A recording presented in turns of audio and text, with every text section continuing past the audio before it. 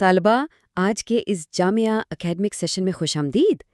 آج ہم اپنے سب سے اہم قدرتی وسیلے یعنی ٹاپ سوئل یا بالائی مٹی کے طبی کٹاؤ اور انحطاط کا بہت گہرائی سے جائزہ لینے والے ہیں۔ یہ کوئی عام موضوع نہیں ہے بلکہ ہماری بقا کا مسئلہ ہے۔ تو چلیے جلدی سے آج کے سلیبس پر نظر ڈالتے ہیں۔ ہم مٹی کے کٹاؤ کے بنیادی تعارف اور میکانزم سے شروع کریں گے، اس کے عوامل اور پیمائش کو سمجھیں گے اور آخر میں کچھ ریئل ورلڈ مینجمنٹ اسٹریٹجیز اور کیس اسٹڈیز پر بات کریں گے۔ سب سے پہلے آئیے اپنا اکیڈمک بیس لائن سیٹ کرتے ہیں اور مٹی کے کٹاؤ کے بنیادی تصورات کو سمجھتے ہیں۔ اب دیکھیے، تکنیکی طور پر تو مٹی کا کٹاؤ یعنی سوئل ایروژن ایک بالکل قدرتی عارضیاتی عمل ہے، لیکن یہاں اہم بات یہ ہے کہ انتہائی کھیتی باڑی اور بے تحاشا تعمیرات جیسی انسانی سرگرمیوں نے اسے اس حد تک تیز کر دیا ہے جو اب ناقابل برداشت ہے۔ یعنی اب یہ صرف ایک ماحولیاتی مسئلہ نہیں رہا بلکہ پوری طرح سے ایک بشریاتی یا اینتھروپوجینک بحران بن چکا ہے۔ اور تاریخ ہمیں اس کی ایک بہت ہی خوفناک مثال دکھاتی ہے۔ 1930 کی دہائی کا مشہور ڈسٹ باؤل یاد ہے؟ یہ ہمیں بالکل واضح طور پر بتاتا ہے کہ جب موسمیاتی خشک سالی کے ساتھ غیر پائیدار زمینی استعمال مل جائے تو اس کے کتنے تباہ کن سماجی اور معاشی اثرات مرتب ہوتے ہیں۔ بڑے پیمانے پر آبادیوں کو اپنی زمینیں چھوڑ کر ہجرت کرنی پڑتی ہے۔ تاریخی پس منظر کے بعد اب ہم براہ راست اس کی فزکس اور میکانزم کی طرف چلتے ہیں کہ آخر یہ کٹاؤ ہوتا کیسے ہے۔ سائنسی نقطہ نظر سے دیکھیں تو سوئل ایروژن ہمیشہ 3 ترتیب وار میکینیکل مراحل میں ہوتا ہے۔ پہلا، ڈیٹیچمنٹ یعنی ذرات کا الگ ہونا، دوسرا ٹرانسپورٹ یعنی ان کا بہہ جانا یا اڑ جانا، اور تیسرا ڈیپوزیشن یعنی کسی نئی جگہ پر جا کر جمع ہو جانا۔ دلچسپ بات یہ ہے کہ یہ اصول ہر جگہ یکساں لاگو ہوتے ہیں، چاہے کٹاؤ ہوا سے ہو یا پانی سے۔ پانی کے کٹاؤ کا بالکل پہلا مرحلہ، جسے ہم سپلیش ایروژن کہتے ہیں، بڑا ہی دلچسپ ہے۔ ذرا تصور کریں کہ بارش کے قطرے اپنی پوری کائنیٹک انرجی کے ساتھ ننگی زمین سے ٹکراتے ہیں۔ یہ ٹکراؤ مٹی کے ذرات کو الگ کر کے ہوا میں اچھال دیتا ہے اور یوں مٹی کا نازک ڈھانچہ وہیں تباہ ہو جاتا ہے۔ اور پھر جب یہی پانی ایک جگہ جمع ہو کر بہنے لگتا ہے تو یہ چھوٹی چھوٹی نالیاں بنا دیتا ہے جنہیں ہم ریلز کہتے ہیں۔ اب اگر ہم نے ان ریلز کو بروقت نہ روکا تو یہی پانی مرتکز ہو کر بڑی بڑی اور گہری گلیز کی شکل اختیار کر لیتا ہے جو ہماری قیمتی زمین کو گہرائی تک چیر کر رکھ دیتی ہیں۔ میکانزم کو سمجھنے کے بعد اب ہمیں ان متغیرات یا ویریبلز کا جائزہ لینا ہے جو اس پورے عمل کو کنٹرول کرتے ہیں۔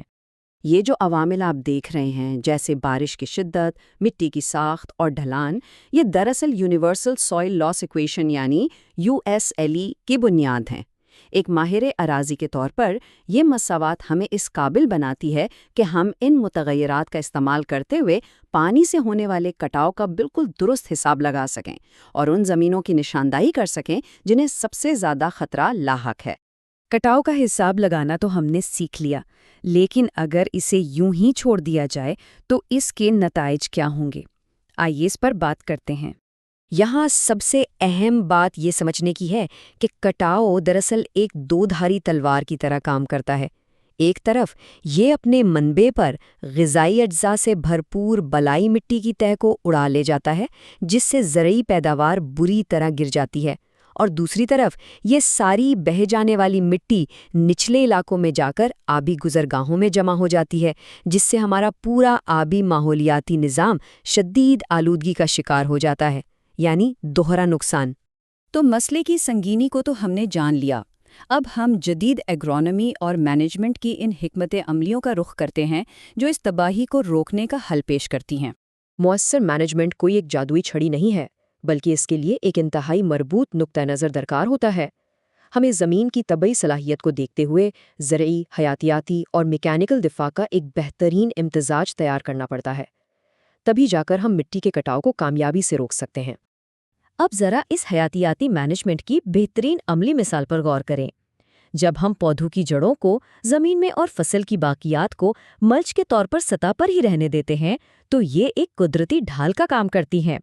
یہ ڈھال مٹی کو بارش کی تیز کائنیٹک انرجی اور تیز ہواؤں کے براہ راست وار سے بالکل محفوظ رکھتی ہے۔ اور یہ صرف کھیتوں کا مسئلہ نہیں ہے۔ اگر ہم زراعت سے نکل کر شہری ماحول کی طرف آئیں تو وہاں بھی ہمیں بیسٹ مینجمنٹ پریکٹسز اپنانی پڑتی ہیں، مثال کے طور پر یہ رین گارڈنز بہت ہی کارآمد ثابت ہوتے ہیں۔ یہ پانی کے تیز بہاؤ کو جھیلوں یا ندیوں میں داخل ہونے اور تلچھٹ لے جانے سے پہلے ہی کامیابی کے ساتھ فلٹر کر لیتے ہیں۔ اپنے اس اکیڈمک سیشن کو سمیٹنے کے لیے ہم کچھ حقیقی دنیا کے کیس سٹڈیز اور خاص طور پر پاکستان کی علاقائی مثالوں کا جائزہ لیں گے۔ علاقائی سطح پر ہمیں بہت ہی واضح اور دلچسپ تضادات دیکھنے کو ملتے ہیں۔ ایک طرف ہمارے پاس صحرائے تھل ہے جہاں کا انتہائی خشک موسم اور تیز ہوائیں ریت کی ٹیلوں کو کھسکانے کا باعث بنتی ہیں۔ یہ سراسر ایک قدرتی اور شدید کٹاؤ ہے۔ لیکن دوسری طرف اگر ہم وسیع تر پاکستانی زراعت کو دیکھیں تو وہاں حد سے زیادہ چرائی اور نامناسب آبپاشی کی وجہ سے واٹر لاگنگ اور سمبتھور کا مسئلہ پیدا ہو چکا ہے، جو کہ مکمل طور پر انسان کا اپنا پیدا کردہ بحران ہے۔ ماحولیاتی سائنس کے طالب علموں اور محققین کے طور پر ہمیں آج کے سیشن کو ایک انتہائی اہم سوال پر ختم کرنا چاہیے۔ آج جبکہ عالمی درجہ حرارت مسلسل بڑھ رہا ہے اور شدید بارشوں کے واقعات میں 20% تک اضافہ ہو چکا ہے، تو سوال یہ ہے کہ زمین پر زندگی کے بقا کو یقینی بنانے کے لیے ہماری مٹی کے تحفظ کی حکمت عملیوں کو کس قدر تیزی سے ارتقا پذیر ہونا پڑے گا۔ یقین جانیے، یہی وہ چیلنج ہے جو ہمارے اور ہماری آنے والی نسلوں کے مستقبل کا حتمی تعین کرے گا۔